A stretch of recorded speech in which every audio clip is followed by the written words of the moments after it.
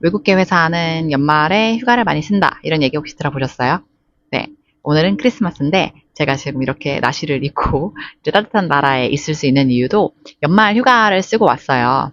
그래서 문득 여기 와보니까 그런 생각이 들더라고요. 내가 외국계 회사에 대해서 잘 알고 있는 부분도 있었는데 오해하는 부분도 있었고 또 직접 와보니까 생각과 다른 부분도 있어서 이 부분에 대해서 영상을 한번 찍어보면 어떨까라는 생각을 하고 이렇게 준비를 하게 됐어요. 가장 첫 번째는 외국계 회사는 워라밸이 좋을 것이다. 일단 저희 회사 기준으로 좀 말씀을 드리면 한 3년인가 5년 차가 되면 연차가 한국 법정 기준으로 원래 15일인데 저희는 25개까지 늘어납니다. 그리고 병가도 5일 정도 있고요. 연말에 이제 휴가를 쓰지 않고 오피스 클로즈 데이라 그래가지고 한 3일 정도는 연차에서 깎이지 않고 쉽니다. 그래서 저희 회사는 1월 둘째 주부터 지금 사무실에 복귀를 하거든요. 이런 거를 생각을 했을 때는 워라밸이 굉장히 좋아 보이죠. 뭐 사실 1년에 한 달 정도? 워킹데이 기준으로 한 달 정도는 이제 쉰다고 보면 되는 거니까 그 병가를 다 쓰지 않더라도 만약에 휴가를 다 쓴다면요. 이런 점에 있어서는 워라밸이 좋다고 얘기를 할 수가 있을 것 같아요. 그리고 뭐 야근을 조장이라고 해야 될까요? 야근을 권장하는 문화냐? 이런 건 전혀 아닙니다. 자기가 맡은 일이 끝나면 그건 정말 집에 가도 되고요. 그런 거 괜찮은데 여기서 생각해 봐야 될 게 그 워라밸이라는 게 피지컬리 오피스에 있냐 없냐라는 기준으로 생각을 해봤을 때는 외국계는 분명 워라밸이 좋은 곳이 맞다고 생각을 합니다. 그런데 제가 지금 휴가라고 말씀을 드렸잖아요. 하지만 저는 매일 이메일을 몇 번씩 확인하고 있습니다. 머리에서 일을 생각이 계속 떠다니고 있어요. 근데 이게 저만 그렇냐? 그렇지 않고요. 제가 정말 다양한 회사의 외국계 직원분들을 만나보고 외국계 기업 대표님들이랑 이야기를 해봐도 어떤 분들은 저보다 더 강도가 세시더라고요.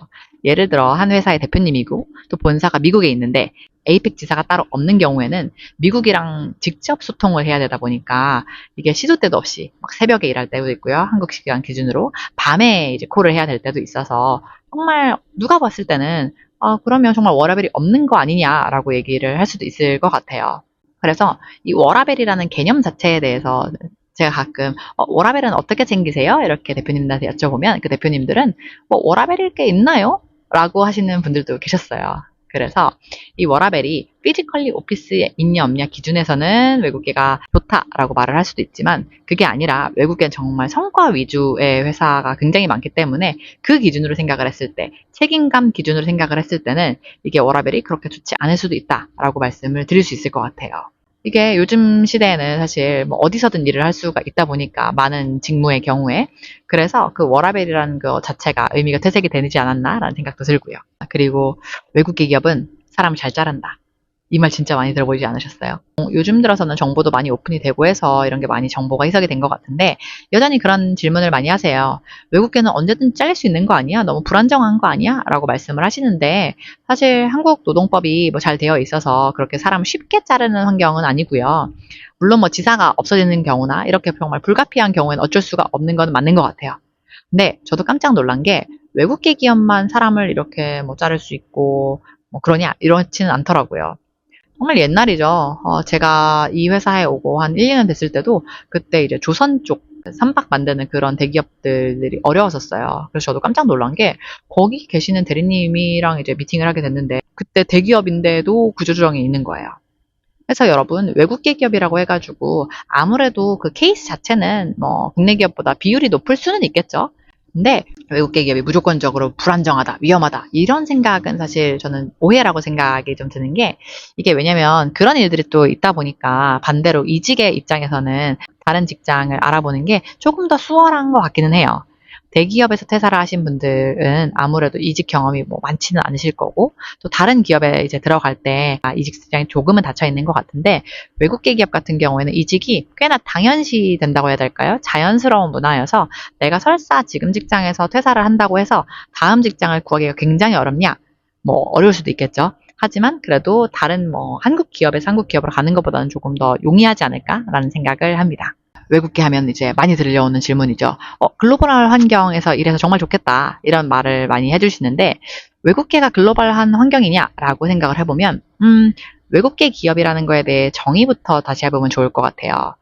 외국계 기업이라는 거는, 해외에 본사가 있고, 한국에 지사가 있거나, 뭐 한국에 지사가 없더라도 한국에서 오퍼레이션을 하는 그런 회사들을 이야기를 하는데, 그렇다 보니까 내가 맡은 업무는 한국에 국한된 경우가 굉장히 많습니다.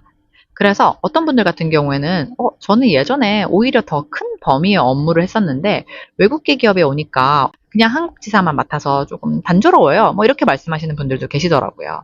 그런데 여러분, 글로벌한 환경이 뭐냐에 대해서부터 조금 생각을 해보면 이게 예스일 수도 있고 노일 수도 있는 게, 저 같은 경우에는 예전에 해외 영업을 했었어요. 한국 회사에서.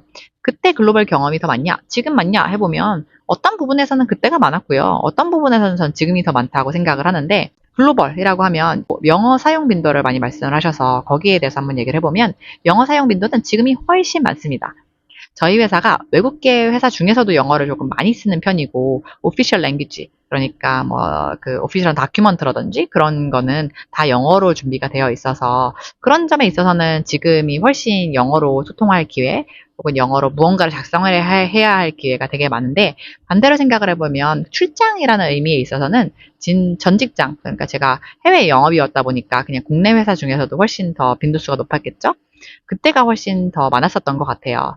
그때는 한국인을 담당을 하는 게 아니라 다른 국가들 몇 개를 담당을 하다 보니까 그 국가들에 대해서도 이해를 해야 됐었어서, 글로벌한 환경이 어디가 더 많냐라고 해보면 그건 정말 바라보는 관점에 따라 다를 것 같다라고 말씀을 드릴 수 있을 것 같습니다. 외국계 회사는 연봉을 많이 받는다, 이런 얘기도 들어봤는데, 이게 어떤 경우에는 굉장히 예스고요. 어떤 경우에는 라고 말씀을 드릴 수 있을 것 같은데, 굉장히 예스인 경우는 어떤 경우냐면 상방이 열려있는 경우가 꽤나 있어요. 이게 국내 대기업 기준으로 생각을 해보면, 또 회사가 잘하고 나도 잘해서 뭐 S전자 같은 경우에는 PSPI 이렇게 말씀을 하시던데, 그런 경우가 있다면 외국계는 물론 회사 실적도 중요할 수 있지만 개인 실적이 굉장히 뛰어나면 정말 그 국내 회사의 동년배보다 훨씬 연봉을 많이 받을 수 있는 경우가 있거든요.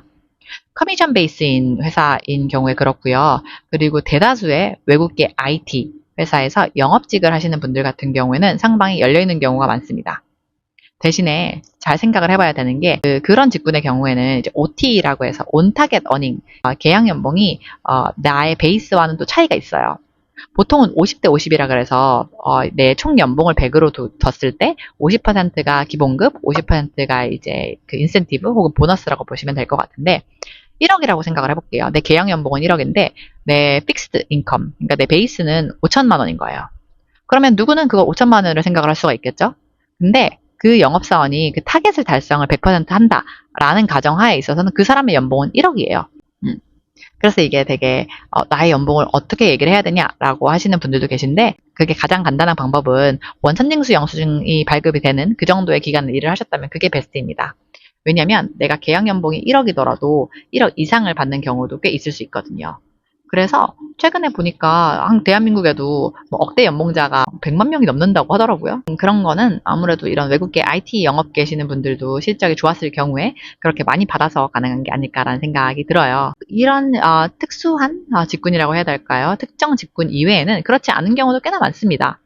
영업이 아니고서는 그렇게 상방이 열려있는 경우도 많지 않기 때문에, 대신에 그분들 같은 경우에 기본급 자체가 다른 뭐 영업이다 이런 분들에 비해서 높을 수 있겠죠.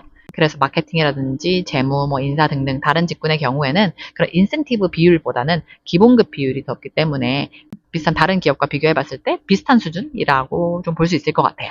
정말 10년 전만 해도 이렇게 웹사이트나 이런 데서 정보를 알아볼 기회가 많이 없었다 보니까 답답했었는데요. 제일 궁금한 건 정말 현직자 얘기였어요. 그렇다 보니까 저도 이렇게 용기를 내서 제가 아는 범위에서는 여러분들한테 공유를 좀 드리고 싶었던 게, 혹시나 내가 외국계 회사에 잘 맞을지 안 맞을지, 아니면 외국계 기업에 대해서 오해를 하고 있는 부분이 있다면 그런 것도 조금 바로 잡아드리고 싶어서 이렇게 영상을 찍어봤는데요. 어떻게 도움이 되셨을지 모르겠습니다. 만약에 도움이 되셨다면 여러분 구독과 좋아요 눌러주시고요. 궁금한 부분이 있다면 댓글로 남겨주세요. 제가 답변 드릴 수 있는 한에서는 답변 드리도록 하겠습니다. 감사합니다.